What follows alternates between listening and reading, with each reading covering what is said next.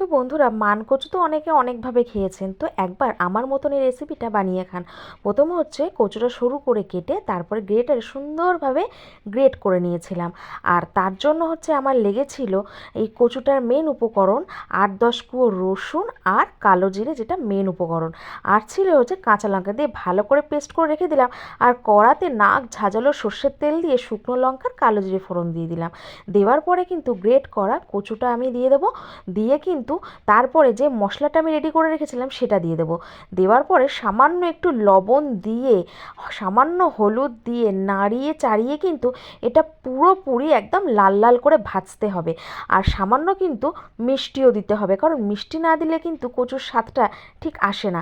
পুরো কচুটা কিন্তু এই রকম ভাজা ভাজা হবে। আর এটা কিন্তু অনেকটা তেলে করতে হবে। আর নামানোর আগে একদম লেবু দিতে ভুলবেন না। তো গরম ভাতের সাথে একবার খেয়েই দেখুন না কচু ভাজা।